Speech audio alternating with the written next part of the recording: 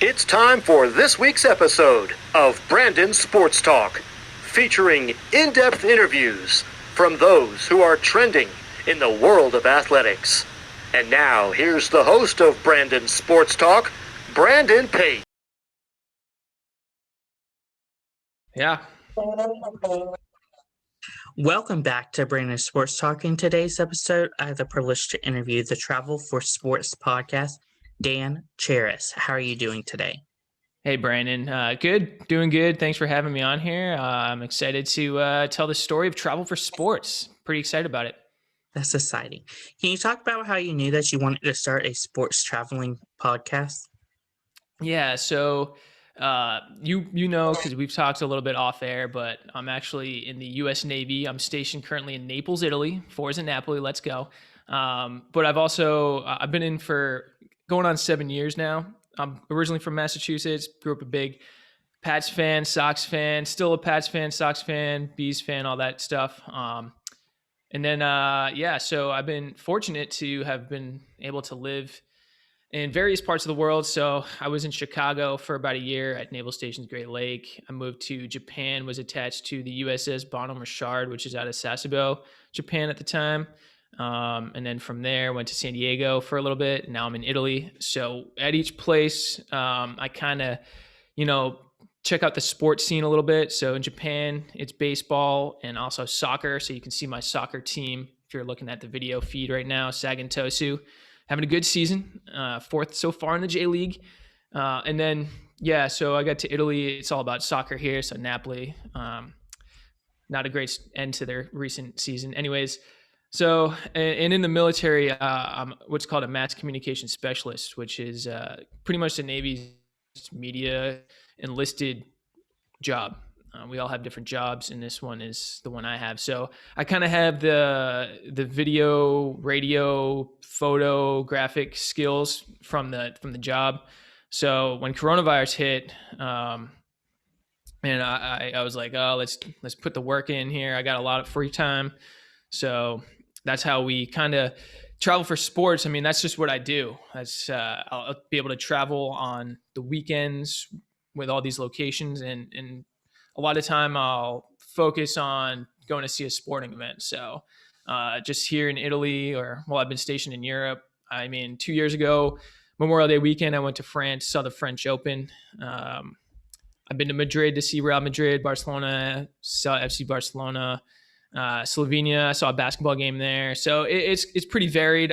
Sometimes I focus a trip on that sporting event. Other times I just happen to be there where there's a game going on. So, and then when coronavirus hit, I couldn't do any of that. It was like, let's go, let's get this podcast going. I had the idea for a minute, and it was really born out of a lot of free time and just the passions that I have. That's amazing. How did you come up with the name of your podcast, Travel for Sports? Well, it's really just the two most distinct words in the podcast, what it's about, travel and sports. And then you just stick that 4 in the middle there. And because it's not really equal parts, both, if you listen to an episode, but we go to a destination that has a unique sporting experience. So that's where the sports comes in. I'll interview guests on each episode who are experts, and they really break down their event. So we'll talk sports probably about 60% of the time, give or take, about why that event is unique and what's different from just in general as an American sports fan, what we expect. Some of the episodes, of course, are in America, but we also like to get international with it. And then, so about 60% of the way through, give or take, we'll switch modes. We'll go travel mode because we can't just go to this destination and not check out what else is there to offer. So we talk food and drink, of course. What should we try? Where should we go to try that? And then we also talk about what other cool things there are to see there. And that's really travel for sports in a nutshell. Just go to a cool place, check out the sports. We can't spend all our time at the basketball arena or the Australian rules football ground, just to name a couple episodes there. So we check out what else there is to see in that city or country. Who are some of the people that you have interviewed for your episodes? So far as we're recording this, there's been 3 episodes released. Season 1 started on May 13th. Today is the 7th of June. We kind of took a 2-week break between episodes 1 and 2, try to get it going on the socials a little bit more. but we've been releasing weekly since then. So we started with the Basketball Hall of Fame, which is in my home state, Springfield, Mass, is where that's located.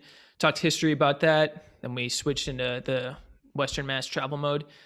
We had a guest representing baseball in Japan, which is a dear spot in my heart because I lived in Japan for 2 years, and my team there, the Fukuoka SoftBank Hawks, let's go, 4-time defending Japan Series champions. Had to throw that in there. So we had Shane Barkley from JapanBall.com. I know you have talked to him on this show, and he's very knowledgeable, very passionate, just like every guest, really, because this is their chance to represent their sporting event. And then the latest episode was Mitch Cleary, who's a journalist from AFL.com.au for Australia, of course, and he's got his own podcast as well, AFL Exchange. So if you get into the Aussie Rules mode, you listen to my episode, you get into it, you become a diehard fan of Australian rules football, which is a great sport. It's a very macho sport. I tell a lot of my American friends, you know, a lot of people have a little animosity against soccer maybe because it's not so contact intensive.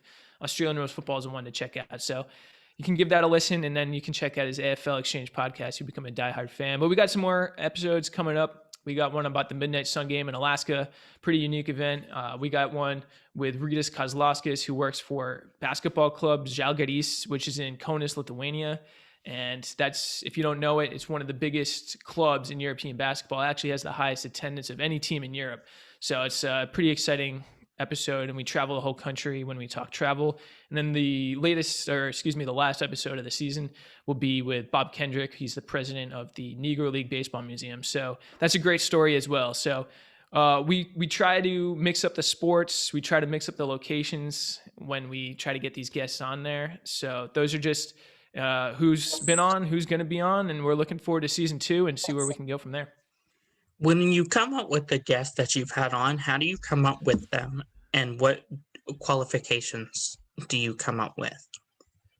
So I have like a list, just a running list. I have it, and just an event that I think would be cool. I'll have that list. So far, I got maybe 30 or 40 events on there. So I'll go through there and be like, all right, who can I maybe get for the episode on Japanese baseball, of course. So, and then did a little bit of research on the social game, found Shane Barkley, and that's how I got him for the episode on Japanese baseball. But with each guest, I'll make a list of questions.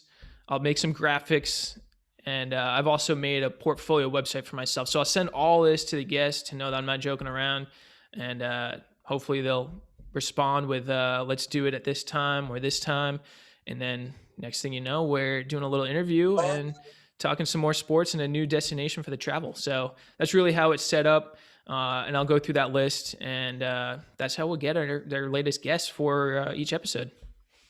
Of course, with scheduling guests like Shane from Japanese ball, how have you dealt with time differences? That's a good question there, Brandon. Since I'm in Italy, it's 6 hours ahead of the East Coast time. But, I mean, these guests have come from all over the world. Shane is based in America, West Coast, so there's a 9-hour time difference. You're 6 hours. I've had the Basketball Hall of Fame, of course, 6 hours. Kansas City, 7 hours. The man in Alaska, John Lorkie, he was, I think, 10 hours. So I had 10 hours one way, and then with Mitch Cleary in Australia, I had 10 hours the other way. So sometimes it's Monday here and Tuesday there, or it's Monday night here and Monday morning there. So you really got to be a little bit flexible with these guests. Just pick a time, make sure you know that there's a time difference going on, and just stick with that. And if there's any problems, which haven't been yet, thankfully, we'll deal with that. And I think we'll be a decent understanding. We'll probably be like an hour off or something. No big deal. What are some of your future plans with travel for sports?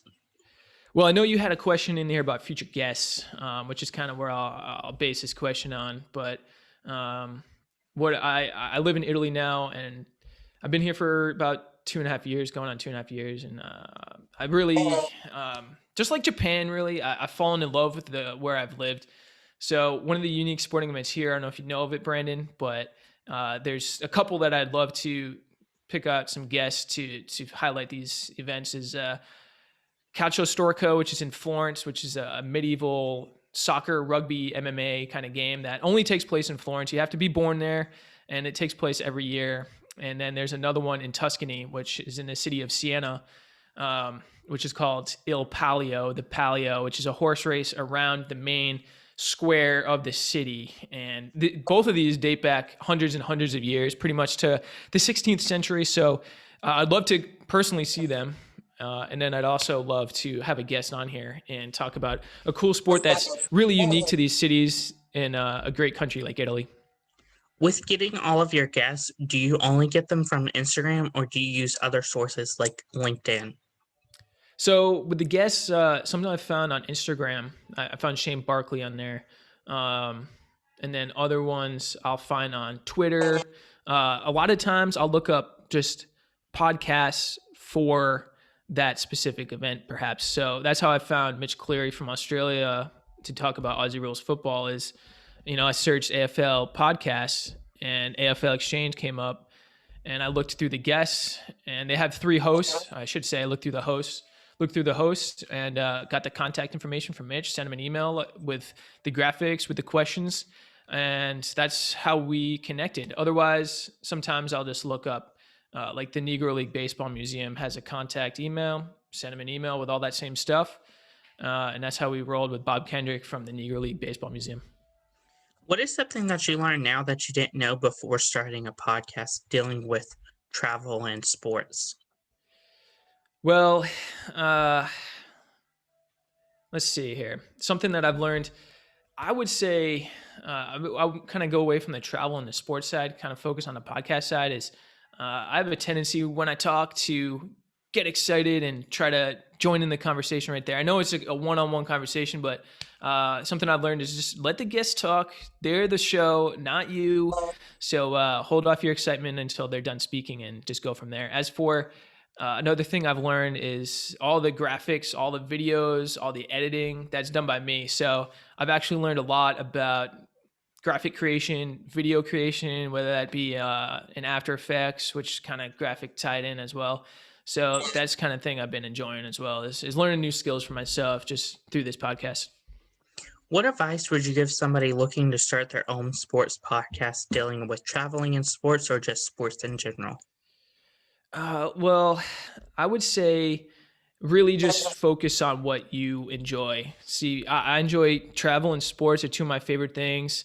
I've been fortunate to live in so many cool places and adopt so many new teams. I mean, 7 years ago, neither of these teams right here, Napoli or Sagantosu, I'd be a fan of. So travel really tied into getting these sports teams in there. So my passion is travel and my passion is sports. So I would just say, go what you're passionate with. I'm not someone who is super rah, and if one of my teams loses, it's a bad day for me, and I'm not going to do a podcast on breaking down the game. There's plenty of those out there, and it's not really my thing. I'll just move on. I got another team to root for, I'm sure, that has a game in a day or two. So really just focus on what you are passionate about and put your energy in there. So I think that shows off in the Travel for Sports podcast with me is that I really dig sports and travel. Put it in there. That's the name, Travel for Sports. And I hope you guys check it out and give it a download and get some more listeners onto the podcast and get excited for some more episodes in the future. Season 2, perhaps coming out hopefully later this year. Where can my listeners find your podcast on social media podcast platforms along with podcast platforms? Yeah, so we got Instagram and Twitter. So you can check it out also on YouTube at you can follow that, just Travel for Sports podcast. Look that up on Instagram, Travel for Sports podcast. I know it's a lengthy name, but it's really to the point, so I think it works. And then Travel for Sports podcast as well on YouTube. As for Twitter, I tried to do the Travel for Sports podcast handle, but you only got a 15-character limit there, so it's Travel Sports Pod. I put a lot of graphics on there, a lot of videos of guests, and also some pictures as well. As for where you can listen to the actual pod, you can also check out travelforsportspodcast.com. We do show notes on there. You can listen to the episodes on there. But all the major podcast networks, Spotify, Apple Podcasts, Google Podcasts, Stitcher, Amazon Music, check it out on there. And you can find Travel for Sports. I hope you guys like it. Thank you again, Dan, for your interview, and best of luck in your future with Travel for Sports podcasts. Awesome, Brandon. Thanks for having me on here. You can find Brandon Sports Talk on Facebook at Brandon Sports Talk, Instagram at Brandon Sports Talk, Twitter at Talk_Brandon, and you can find me on YouTube at Brandon Sports Talk. Don't forget to like, comment, and subscribe. Thank you again, Dan, for your interview, and best of luck with Travel for Sports podcast. Thanks again, Brandon. You've been watching Brandon Sports Talk. Please feel free to like, share, and subscribe to Brandon Sports Talk on social media and on YouTube.